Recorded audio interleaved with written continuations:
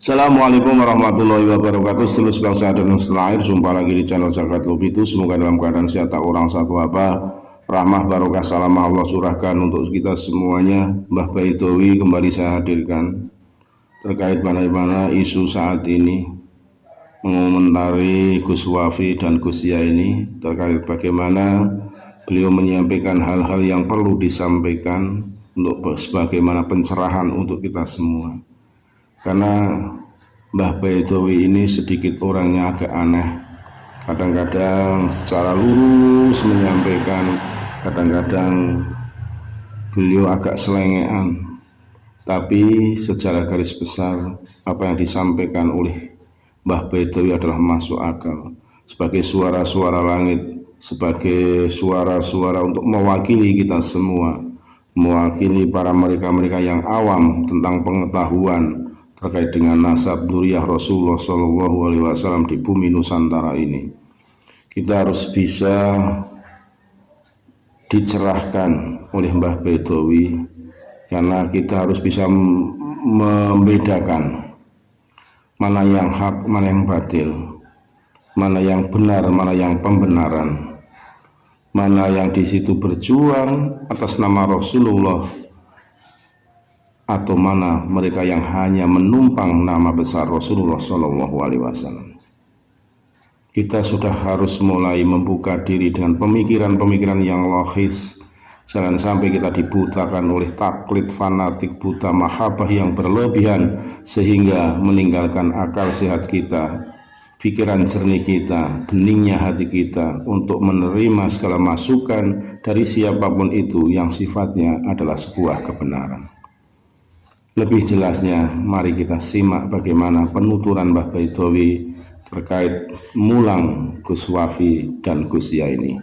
Sekali lagi mohon maaf, NKRI Hakamati Nusantara milik kita. Assalamualaikum warahmatullahi wabarakatuh. Nah, ini mengaku-ngaku Pak Alawi, ya, mengaku Habib, mengaku Duriah Rasul. Apakah itu bukan pengakuan Gus Ya ini dan Wafi? Habib itu apa sih? Apakah manusia itu Habib? Enggak ada manusia yang Habib. Habib itu derajat dan pangkat atau kedudukan manusia yang diberikan kelebihan oleh Allah Subhanahu wa Ta'ala. Itu tidak bisa diakui. Tapi Allah menunjukkan dengan Rahman Rahimnya Allah kepada manusia lain karena perbuatannya. Hablum minan nasnya yang baik, hablum minan nas sebagai sarana hubungan dengan Allah. Taqurruban ila Allah, mendekat kepada Allah. Akhirnya karena yaitu dengan diutusnya Rasul ke dunia ini, innama bu'istu liutammima makarimal akhlak. Jadi Habib itu dapat gelar Habib atas dasar inna, dari perilaku atau akhlak yang baik, budi pekerti yang baik, kemudian dapat gelar Habib dengan satu dasar, yaitu inanya, ketentuan-ketentuan akhlak yang disesuaikan dengan sidik, amanah, tabligh, fatonah. Kalau tidak, itu bukan Habib, itu pengakuan namanya. Apakah itu bukan penistaan agama? Saya tidak tahu, kamu yang pintar. Kalau monyet enggak ada pengakuan nasab, ajar dan dasar monyet, kan gitu loh. Diajari, ya tetap dasarnya monyet, nggak ngerti uang, nggak mau korupsi, ya kan? Paling-paling dasarnya monyet, hanya mencicil ya. Diatur. Makanya begini, dibiasakan dengan kebiasaan itu. Dan itu asli gen monyet, ya itu. Nah, ini Habib itu pengakuan. Nah, kalau diakui maka itu melanggar aturan. Tapi kalau Allah yang mengangkat derajat manusia sebagai Habibullah, kekasih Allah, karena diberikan sarana dan prasarana petunjuk Allah, dengan sesuai, yaitu inanya, perilaku sesuai dengan standar atau spek, atau ina sebagai taukid, ketentuan-ketentuan. Ini akhlak yang begini, innama bu'istu liutammima makarimal akhlak. Akhlak yang begini loh, akhlak yang begini loh seorang kekasih Allah gitu. Akhlak yang begini loh, ini akhlak begini harus sidik dan amanah, dan tabligh menyampaikannya harus sesuai. Sidik amanah. Sidik amanah itu apa? Utmu ila sabili rabbika bil hikmah wa mau'izatil hasanah, dengan hikmah dengan kata-kata baik, dengan keputusan yang baik, kan gitu, dengan pertimbangan yang luas. Kitabun ukimat ayatuhu summa fusilat min ladun hakimin habir, sebagai keputusan yang sebagai kalau punya keputusan harus pertimbangan pengetahuan yang luas. Sebagai sarana apa? Anistakfiru, agar bisa merubah orang lain dengan kebaikan, dengan suri tauladan bangga, contoh yang baik. Ar-Rahman allamal Quran khalaqal insan allamal bayan, sebagai penyampai yang terbaik, tidak kepentingan diri sendiri, baru itu Habib. Ya, kalau enggak berarti mengakui Habib tapi tidak sesuai dengan aturan Habib, maka itu penista apa bukan? Wala tastaru bi ayati samanan qalila apa bukan? Menjual petunjuk Allah apa bukan? Menjual petunjuk Allah apa bukan? Kalau sudah menjual petunjuk berarti apa? Abawas takbar, kemudian sombong, pola iblis. Terus mengaku-ngaku, wa minan nasi may yaqulu amanna, alasan iman, alasan begini, begono. Dari alnya jenis alhamdulillahirabbil alamin sudah jelas. Alnya itu jenis orang yang tidak tahu tentang petunjuk Allah, kan berarti. Akhirnya apa? Adulillah wa malaikati. Jadi nggak tahu dari jenis-jenis iya karena butuh, wa iya karena nasta'in. Jadi nggak paham itu, dan tidak paham sirotol mustaqim, jalan petunjuk dengan sifat-sifatnya Allah yang diturunkan melalui Rasul. Innama buistu liutamima makarimal akhlak sitik amanat tabligh fatona. Terus kemudian sirotol ladina an'amta, nikmatnya pun tidak dipahami. Karena apa? Mengikuti nafsunya. Maka mereka golongan orang ghairil maghdubi alaihim. Selain orang itu berarti apa itu? Ustaz Zaini dan Wafi. Ya kan? Jangan so tahu lah nasa. Kamu terjebak oleh gaya-gaya saya, gaya langit saya. Gimana? Nah, ini nanti saya YouTube ya. Saya ini kecil. Wafi rendahan, kecil anak mereka sore. Ya kan? Terus apa lagi? Mengaku Habib. Terus membawa para mufassir, orang-orang yang memiliki dasar ilmu yang luas dan pertimbangan yang luas. Orang yang memiliki ilmu menempat di Yahudi boleh, di Nasrani boleh, di mana saja boleh. Ilmu. Jadi ilmunya Allah, petunjuk Allah itu bersih. Tidak ada campurannya. Wala talbisul haqqo bil batil wa taktumul haqqo wa antum ta'lamun. Yang hak tetap hak, yang batil tetap batil. Yang batil menempat pada duriyah Rasul sekalipun tetap batil. Yang benar walaupun menempat di orang gila, walau min afwalil majnun, walaupun menempat pada orang kita, betul adalah betul, benar adalah benar, ya. Jadi jangan nyampur aduk, suka nyampur aduk dengan untuk alasan referensi agar menopang nasab. Nanti dulu bro, ya. Jangan, tolong cerdas sedikit lah. Katanya biasa basuh masail, katanya mulai eci gedok kiri, masa kayak gitu? Pakai ina aja nggak paham. Kalau nggak ada inanya mau buat apa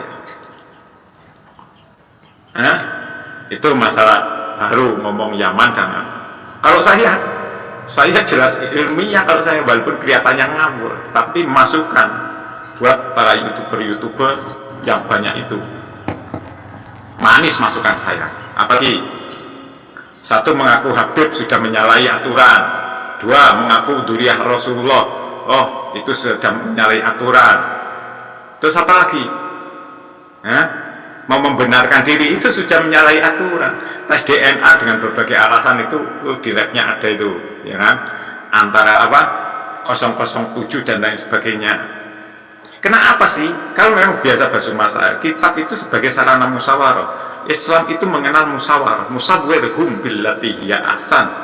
Tes DNA dong, kemudian dimusyawarahkan bagaimana yang terbaik, yang betul apa enggak untuk jalur nasab sebagai penopang ta'aluk atau rujukan, bisa apa enggak.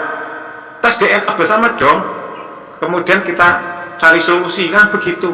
Ini enggak, saling membuat fitnah, jadi pengecut, menakut, akhirnya jadi fitnah. Ya kan, alasan tes DNA takut, kitab sejaman bingung, alasannya kemudian hilang satu aja pusing. yang mengisbat nasab ini itu adalah apa? Alawi dan lain sebagainya. Lucu dong. Mau ngomong apa? Ini saya jelasin lagi, terusin ya. Sama-sama orang Kokton, itulah. Padahal kan begini, kalau kita sama-sama jujur membaca, ini sejarah sudah lampau. Selama tidak ada intifak,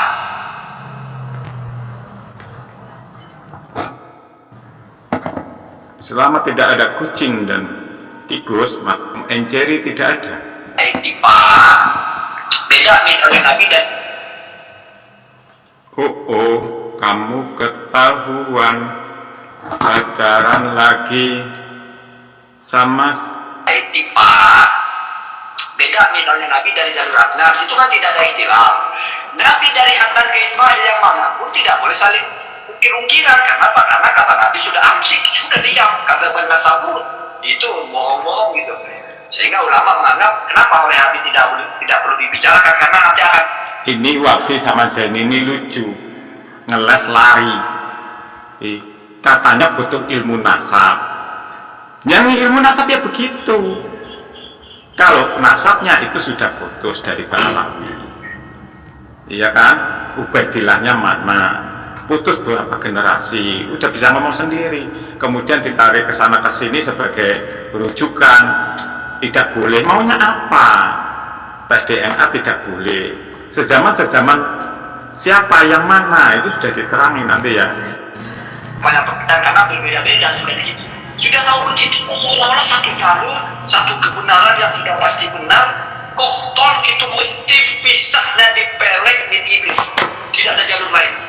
Sama kalau ketika ucapan ulama tentang kohton, ada kohton ula, ada kohton sani.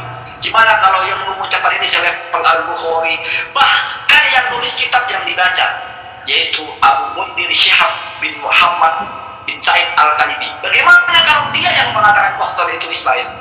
Mau jawab apa? Ya, memang ada benarnya juga. Gimana? Ada benar, bukan ada benarnya, memang benar yang disampaikan oleh Imam Ibnu Hajar itu. Jadi mantakan lama fi ghairi fannihi hatta bil ajaib itu memang iya. Jadi orang yang berbicara bukan dengan fannya, bukan keahliannya, maka dia akan memunculkan keanehan-keanehan. Nah, kita kan diajari di pesantren, ini yang pernah mondok ya, yang pernah mondok saja, yang paham biasanya. Kita itu diajari di pesantren itu untuk bertanya sesuatu atau mempelajari sesuatu itu dari ahlinya.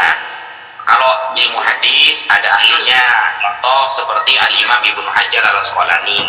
Kalau mau ilmu tarikh ada ahlinya juga, ilmu nahwu shorof ada ahlinya. Nah, ini ketika kita sudah kepada ahlinya sudah gak percaya, maka apa bedanya dengan apa yang disampaikan Nabi, bahwa ketika ini hadis Sahih Bukhari teman-teman, hadis Sahih Bukhari, Allah yaqbitul ilma intiza'an yantazi'u min qulubil ibad. Allah tidak mencabut ilmu yang di dunia dengan cara mencabutnya dari hati manusia, tidak. Walakin yaqbitul ilma biqabdil ulama. Allah mencabut ilmu di dunia ini dengan cara mewafatkan para ulama, hatta idza lam yubqi aliman, sehingga ketika sudah ada orang alim di dunia ini, maka ya ittakhadhan nasu ru'usan juhala. Orang-orang akan mengangkat orang yang tidak alim untuk menjadi pemimpin mereka, panutan mereka. Fasu'ilu fa'aftau bi ghairi ilmin, ketika ditanyakan hukum malah kemana-mana ngawur. Fasu'ilu fa'aftau bi ghairi ilmin fadallu. Yang ngawur siapa ya? Pak Alawi lari, Wafi dan kamu alasan muter-muter bawa kitab, sok tahu lu. Biar tadi apa? Ya hari Jibril baca bikirin kayak gitu, apa dalilnya biar keren.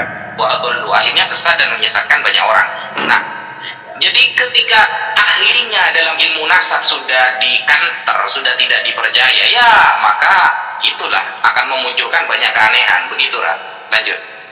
Betul. Ini tadi ada yang bilang ke Indonesia tidak bilang tidak menuduh Balawi, tapi diharapkan. Siapa yang bilang? Saya bilang komentatornya, bukan kiainya. Saya bilang kiai bikin konten kok. Kadang-kadang ya. Tapi Tapi kan gini, kadang-kadang kan mungkin merasa ini satu hujah efektif dipakai untuk berdebat dengan orang Kristen. Tetapi kalau dikaitkan dengan non Kristen, sebetulnya apa sih urgensinya ungkit bahwasanya Al-Azdi itu yang pertama kali membawa gereja ke Arab Saudi, ke Mekah itu awal man ghayyara dina Ismail itu adalah Al-Azdi. Itu urgensinya apa? Kan mesti mau framing tentang Yaman. Apa coba maksudnya kalau bukan itu? Terus memframing Yaman buruk itu apa coba tujuannya? Bahalawi kan begitu toh. Berarti kan mau memframing Bahalawi kan? Jangan ada nah, itu saja. Terus seorang filolog mau memframing Bahalawi apa tujuannya coba? Itu Wafi ikut-ikutan memframing Bahalawi. Tidak memframing, itu sejarah. Dan kita itu bedah permasalahan nasab. Karena sezaman Anda tidak paham, bukan sezaman yang dimaksud Anda.